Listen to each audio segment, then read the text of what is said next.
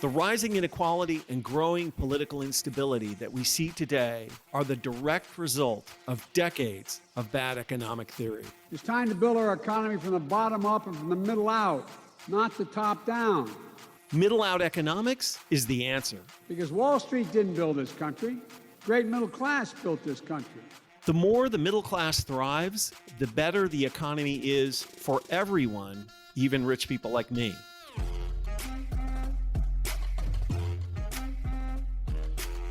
This is Pitchfork Economics with Nick Hanauer, a podcast about how to build the economy from the middle out.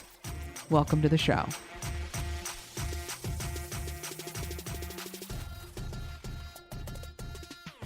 You've been spending a lot of time in London the past few years, Nick, haven't you? I have. Yeah, I don't know. I know how much British history you've studied, but I have a little historical fact for you that you may find surprising.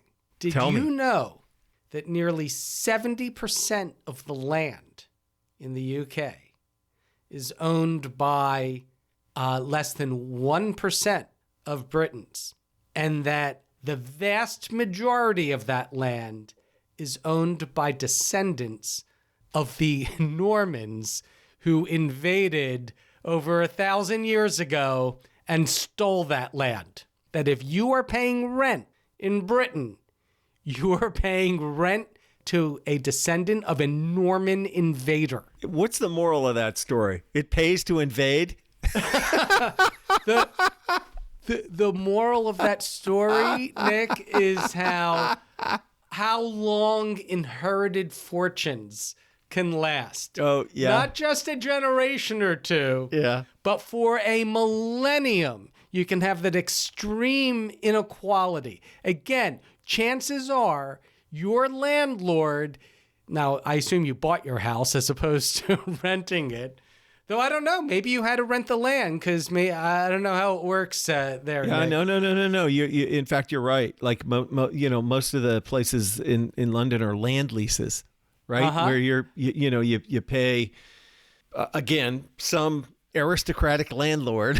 That's right, an actual lord. Yeah. We call them landlords now, but they are Norman lords. No, it's true. All of which is to say that this arrangement would be deeply offensive to our guest on the podcast today, a Dutch professor, Ingrid Robeyns, who's a distinguished scholar and professor of ethics of institutions at Utrecht University, and who has a new book out with the audacious title, Limitarianism, The Case Against Extreme Wealth. I think it's fair to say that Ingrid goes somewhat farther than I do or we do when it comes to inequality. She doesn't want to reduce it. She wants a hard cap, which is a very interesting proposal, speak obviously. For yourself about going too far. Anyway, I think we should just get right into it. Let's talk to Ingrid.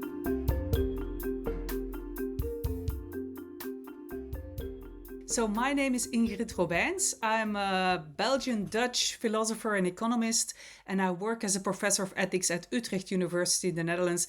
And I wrote a book which was published a couple of months ago called Limitarianism, The Case Against Extreme Wealth. Oh, so should we start, Nick? Welcome to Pitchfork Economics. Thanks. Yeah, should we start by having her make the case against you and your extreme wealth? Yes, ma'am. Yeah, shall I? Yeah, absolutely. Yes, give us the thesis. Okay. They didn't. Ingrid, you should know they didn't surprise me with this interview. I knew you were coming. No, of course. So I always, of course, say I'm not talking about particular individuals. So that's not what I'm going to do now either. But I do argue in the book that there is a case against extreme wealth concentration and against extreme wealth inequality, which are two sides of the same coin. And the reasons are that if you look at it statistically, hence at population level, we see that extreme wealth is harmful for society because it undermines democracy and is incompatible with principles of ecological sustainability. That it's wasteful because if wealth were distributed in a different way, it would lead to much more equality of opportunity and flourishing. And that also often there are traces or there are ways in which it was acquired that are not quite moral. So there are problems in the way it's been acquired, the money. And then finally, there is some evidence that it doesn't make the super rich happy. So that's in a nutshell all the different reasons why I think we should move to a society with less extreme wealth concentration. So we're in violent agreement with many of the things that you said, but I think not that last one, because I can tell you Nick is extremely happy. That is true. That is true. But for the purpose of this conversation, it seems like it might be useful to divide somewhat arbitrarily, the challenges of extreme inequality into two buckets. Practical considerations and moral considerations. Yes. Okay. Yes. So let's start with practical considerations. So I think that it is very, very true, has to be true, that highly unequal societies, concentrate both advantages and disadvantages. And it is very hard in a highly unequal society for the majority of people to actually be robustly included in it. Like if you want true opportunity, then, it turns out that wages are the way in which we distribute opportunity in most societies. And if people don't have any, they can't flourish. And well, it's not, yeah. And I would it's not just wages. Well, of course, I think it's really what happens before you're 18. Yeah, all the things. Yeah. It's wages is just a placeholder for the variety of things that it takes to be included in a society. But I think that there's an additional factor that you did not mention, although I'm sure you agree, which is that less unequal societies actually grow. Even primitive measures of growth like GDP go up a lot faster, because obviously if nobody has any money, who will buy the stuff, right? Like yes. In a society where you distribute the value generated in a broader way, obviously more people, a higher proportion of people, can robustly participate in the economy, not just as consumers, but equally as innovators, entrepreneurs, risk takers, etc. Right? It is a more direct path to creating that feedback loop between innovation and demand, which drives economic progress. Yes, no, I totally agree. So you have written about this many years ago, Nick, I know, and I actually cite you and discuss your argument in the book. But I think it's also a response to those who criticize my proposal for saying, but nobody will no longer want to innovate if you reduce inequality, because people want to have that possibility to become extremely rich. And hence the economy will shrink. That's what they say. But I say no. If you were to give people genuine equal opportunity, which right now many people do not have, because they never get the opportunity to build their human capital, to use economists' language, they may not innovate and make the products and the services that they would otherwise in a fairer society be able to offer to all the consumers. So yes, I think there is definitely a so-called business case or an economic case for reducing inequality. I've tried to go for, the most part of the book is really trying to go for the most, what I would think, fundamental moral reasons.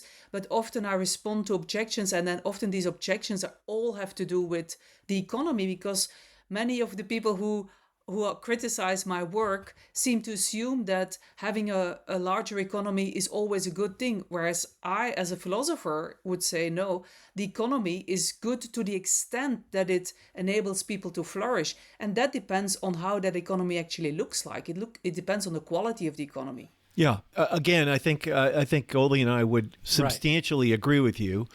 The way in which we depart from traditional economics orthodoxy is that we agree with you that the point of the economy is not to produce more GDP. It's to enable human flourishing. It's to maximize human flourishing. But now let's turn to the moral case. So lay that out in more detail. Yes, so the moral case comes in different strands. I think the one that I think most people could agree with is that what liberals call the non-harm principle should not be violated. So that means whatever you do, you should not harm others. And there we see that if you look at it population-wise, and of course I know there are many exceptions, I call them the activist billionaires who try to really counter these negative effects, but we see that wealth concentration undermines democracy, and principle of political equality is, I think, a fundamental one for our societies. And the other one is that the super rich have lifestyles, but also investment patterns that are incompatible with principle of ecological sustainability, which means that they are harming the prospects of other human beings and actually also other species to live good lives on this planet, and also all the people who will live in the future. So the problem is that basically wealth concentration has all these negative effects on other people.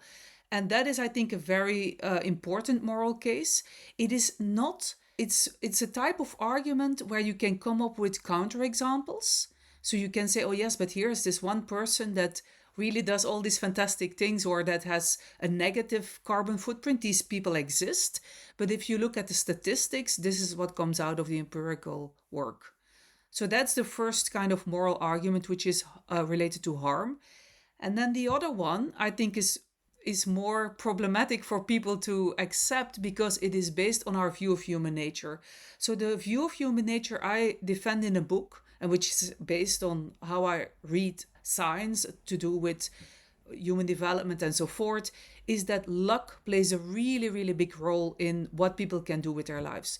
So there are different types of luck. There is, you could call it genetic luck, biological luck, your strength with which you were born, your talents, whether you are a very quick and energetic person, whether you have possibly impairments or illnesses.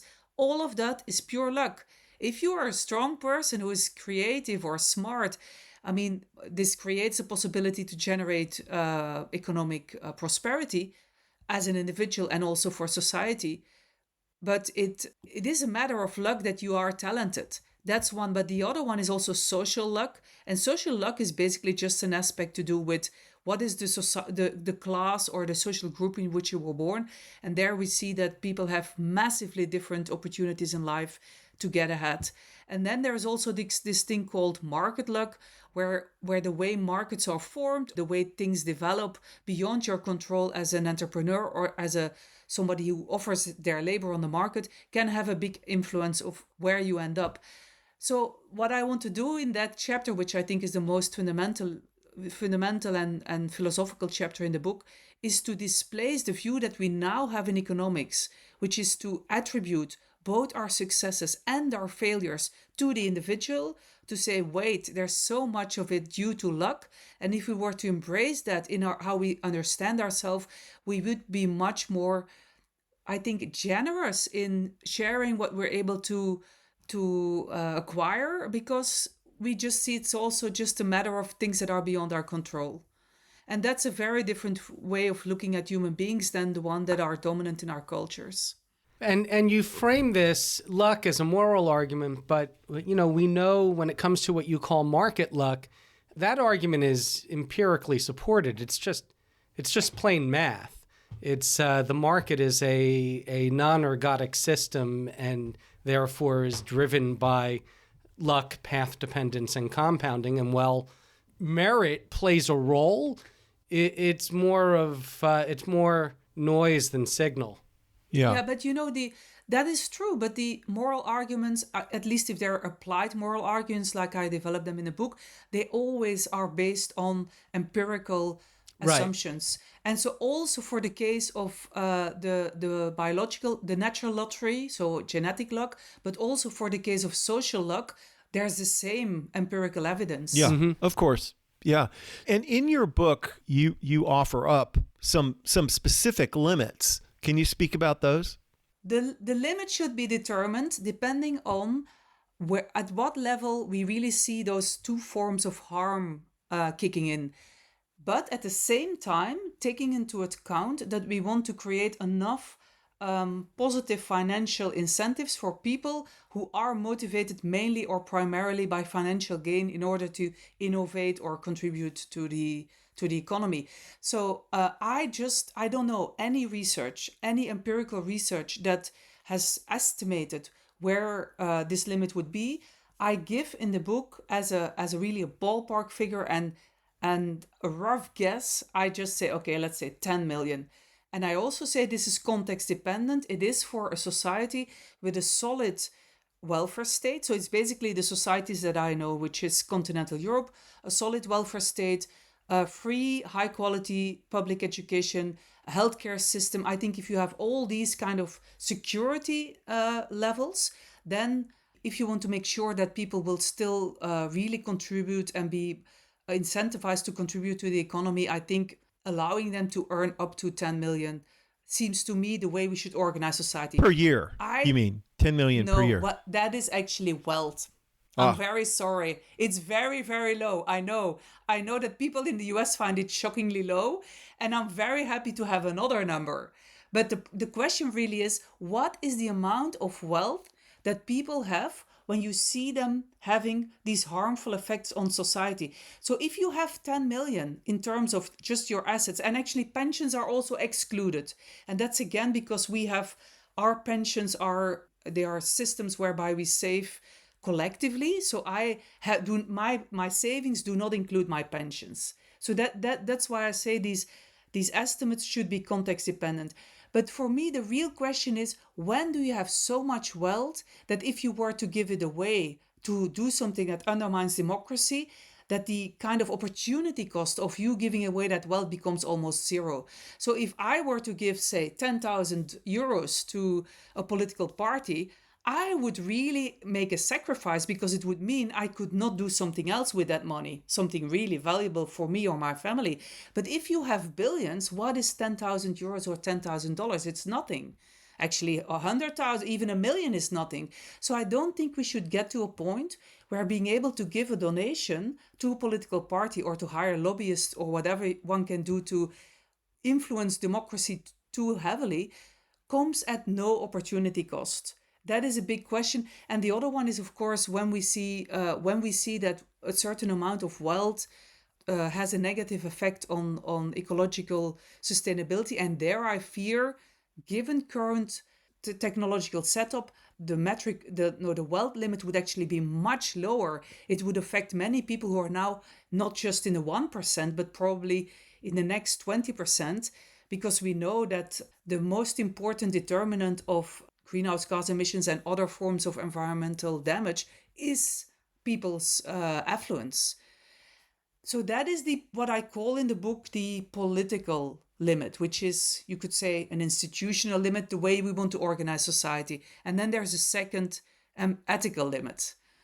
But perhaps you first want to tell me that the political limit is crazy. Yeah. So, some thoughts. So most of what you said, I would say we agree with. We're very sympathetic to the view, for example, that people, economic outcomes are largely determined by path dependence and luck. And when you put in things like race and gender, it gets even worse than that. That merit is a component of how well people do in life, but it is a much smaller component than people believe.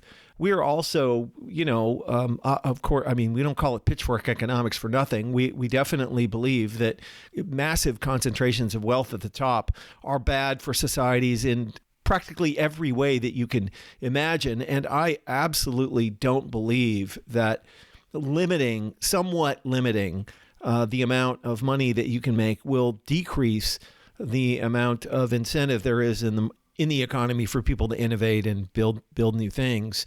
The rate of innovation in the United States did not go up when the capital gains tax was reduced from 28% to 15%. Bill Gates did not decide not to start Microsoft when he did, because the capital gains tax rate was 28%, right? Absolutely, yes.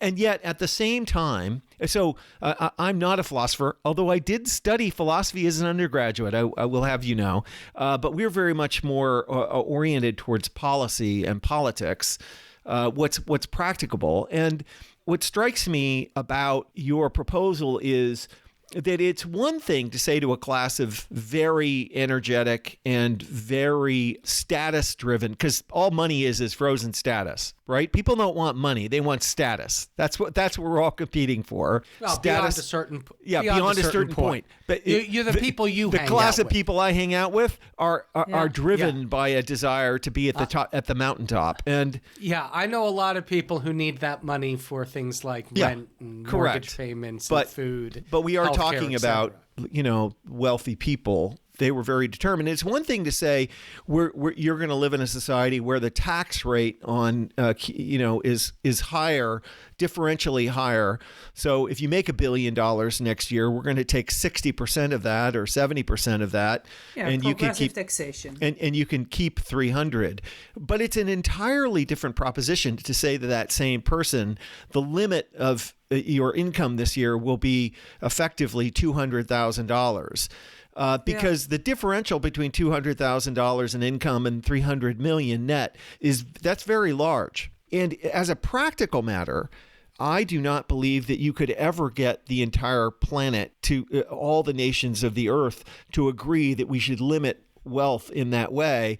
And again, we often do things like, for example, raise the minimum wage in Washington state before anyone else did, and heard all these cries of all the businesses would leave and all the rich people would leave. And we discounted that because the differential was not great enough to create that incentive. But if we had raised the minimum wage to $100 an hour, it is absolutely the case that everybody probably would have left. And likewise, we just pushed through a 7% tax on capital gains here in Washington state. And we got all the cries of, well, everybody's going to leave and it's all going to collapse. And of course, I don't really believe that. But if the tax in Washington state on capital gains was 90%, I can guarantee you that all of the wealthy people who were capable of generating capital gains would indeed leave. Except if the rest of the world would also have No. So now you're in a collective action problem. Now, absolutely. But I this is great because now it becomes really kind of interesting between us to have this conversation. Yeah. So I should say I don't believe limitarianism will ever be implemented.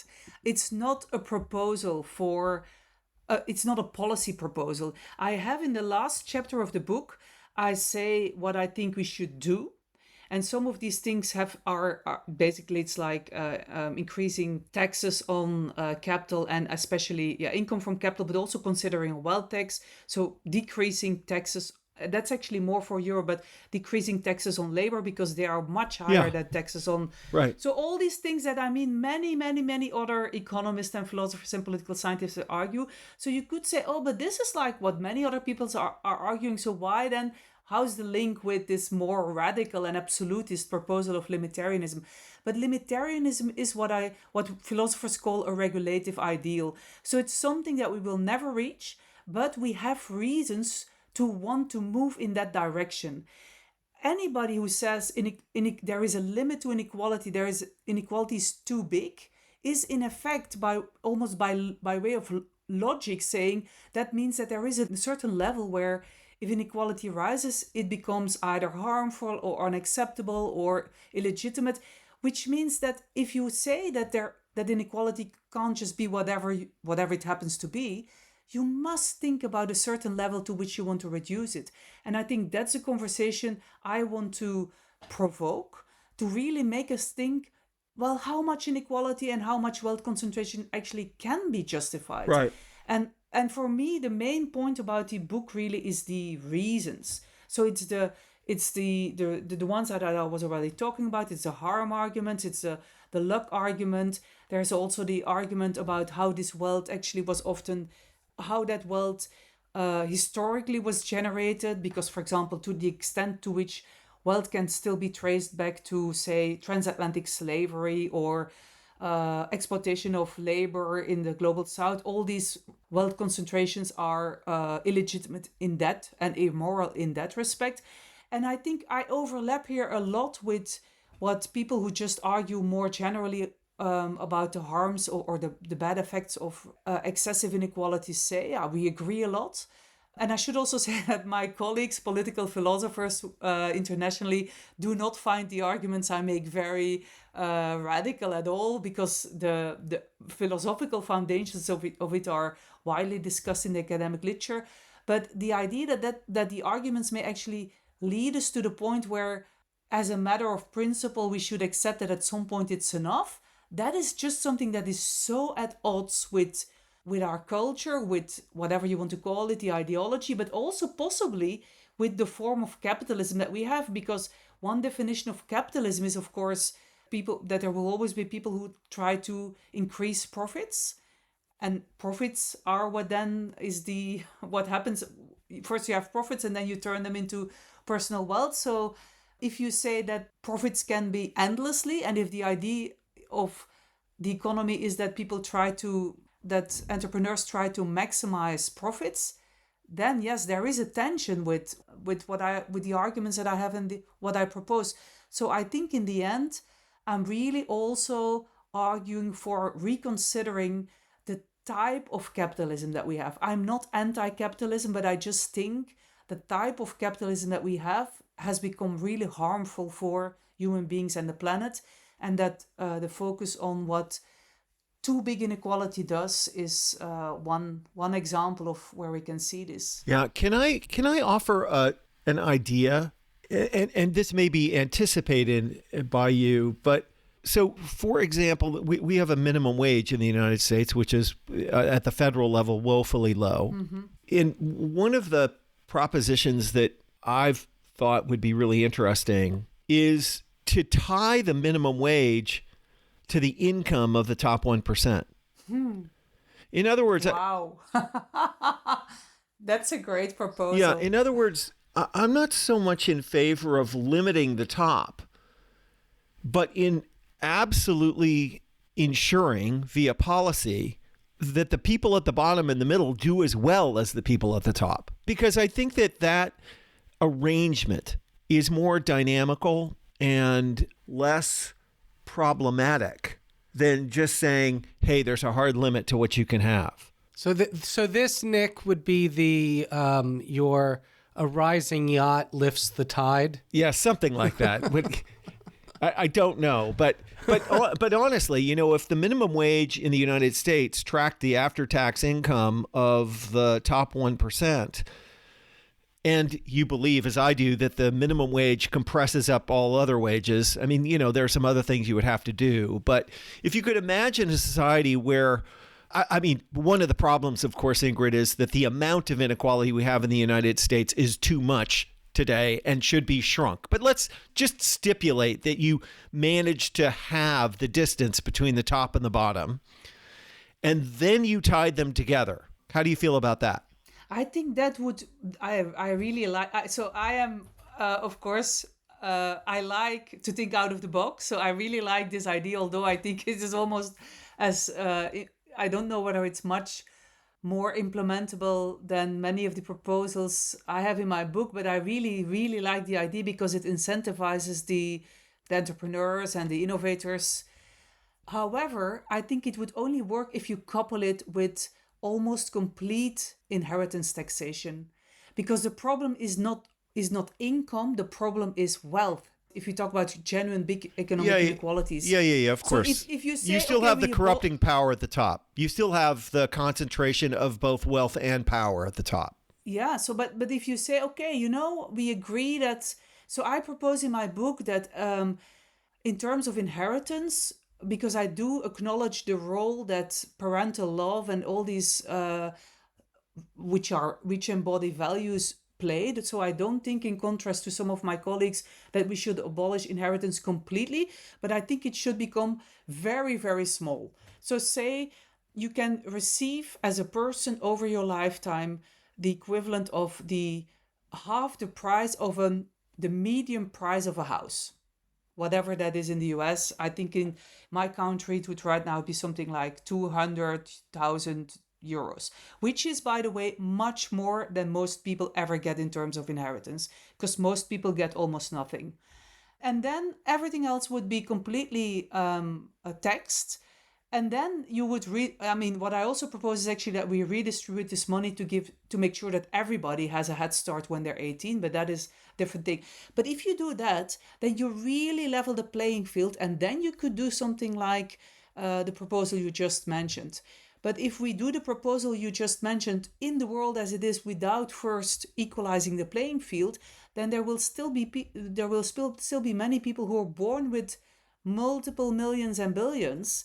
And then what does it matter for them? So it would be a way to lift the poor out much more radically. Except, of course, we do also have poor people, the disabled, namely, who do not have wages. Yeah, so of course. I do think yeah. that is a pro. And there's also, of course, the global dimension, because in some of the industries in which billionaires make their fortune, actually, it's not so much the workers in the US or in Europe that are at low wages. It's the people working in the garment industry in Bangladesh, or people working in the factories in China in grueling circumstances. So this is, of course, so I think in terms of feasibility, we always run into problems of international cooperation. And that is also why I believe we should really change the ideology. We should change.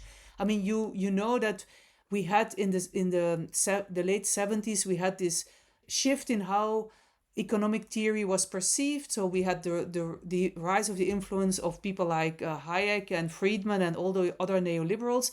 And they've not just influenced policy, they've not just put politicians there to execute those policies that were already in all the books, but they have also really changed the culture, the way we as people look at ourselves. And I think we should not just look at policies, but we should also really think about, okay, but when do we think we deserve something? When do we think something is ours? And it's to that level of, so I am in a book doing many different things, also endorsing some proposals, but I'm also really trying to unsettle and try to come up with alternatives for how we think about ourselves and also how we think about society. So can I ask you a question about the word limitarianism? Yes. Was that, I don't know how that translates into other languages, but certainly in the US, people don't like limits. I don't think that's a popular word. What I want are more limits. How intentionally provocative was that? Yeah, so it actually came because this is based, of course, on scholarly work that I've been doing in political philosophy, and actually partly also in welfare economics, going back 10 years. And in both welfare economics and political philosophy, we have, of course, these different, we call them principles when we talk about distributive issues, and they're called egalitarianism, prioritarianism, sufficientarianism.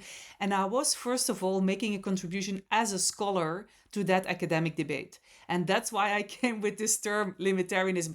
In academia, nobody cares about whether something is motivating or an aspirational term.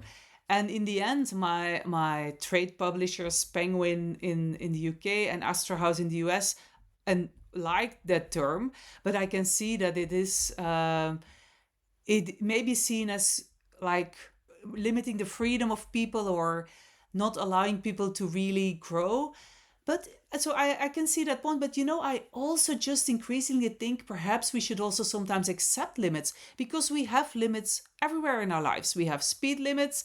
We have if you drink too much alcohol, you go beyond the limit of what's good for you and good for those around you.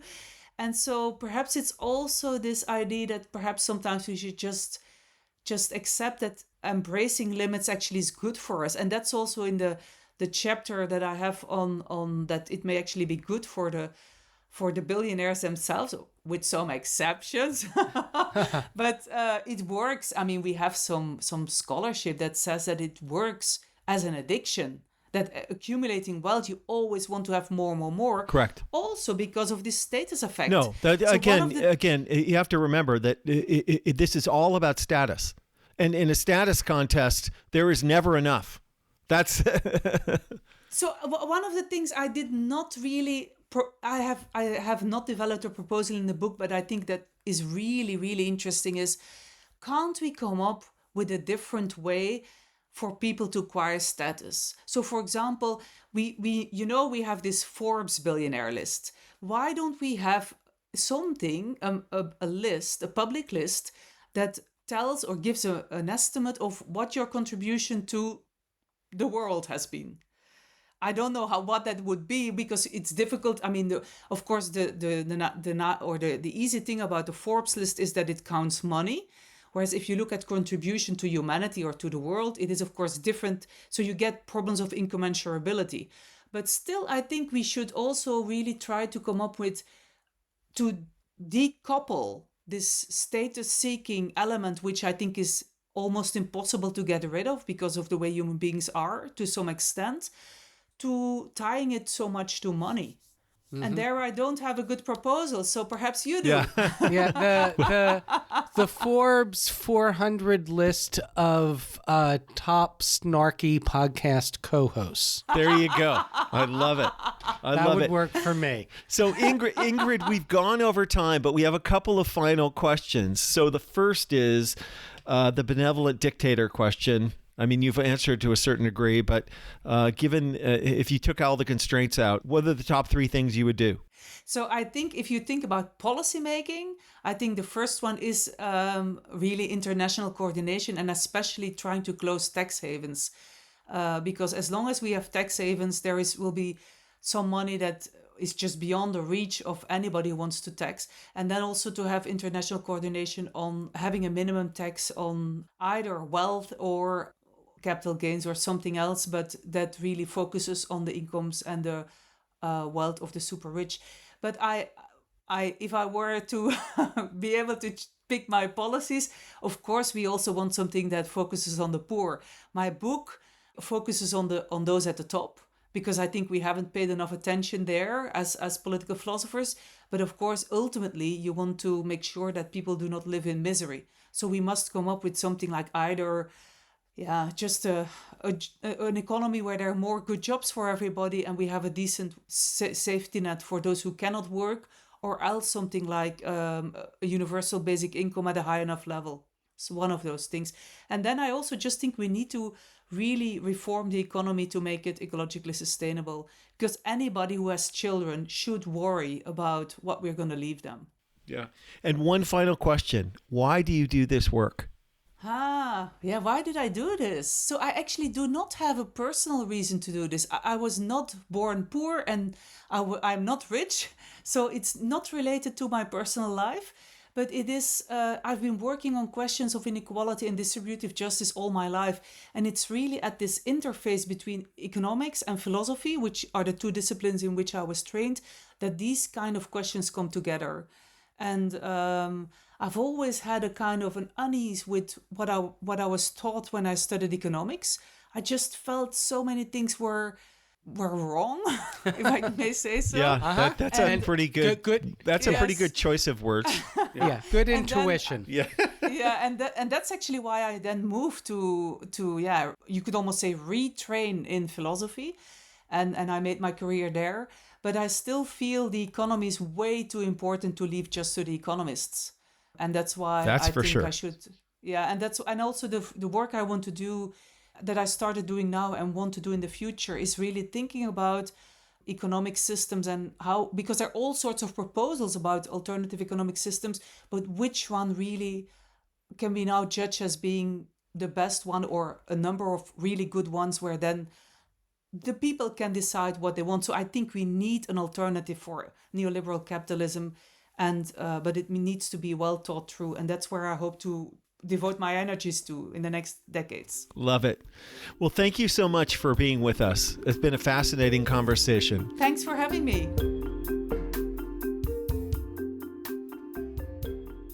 $10 million, Nick. To me, if I had $10 million, that would be a lot of money. To you, not so much. And correct. Basically, I'm of 2 minds on this. Yeah. On the one hand, if your wealth was capped at $10 million, I'm pretty sure I wouldn't have a job. That's correct. That is would correct. Be bad for me.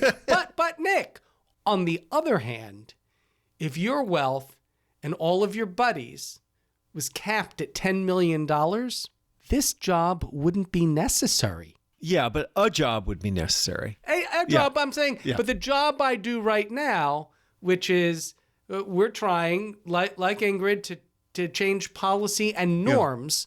Yeah. I mean, that's what this podcast is about. It's about changing the narrative, about changing the norms of extreme inequality.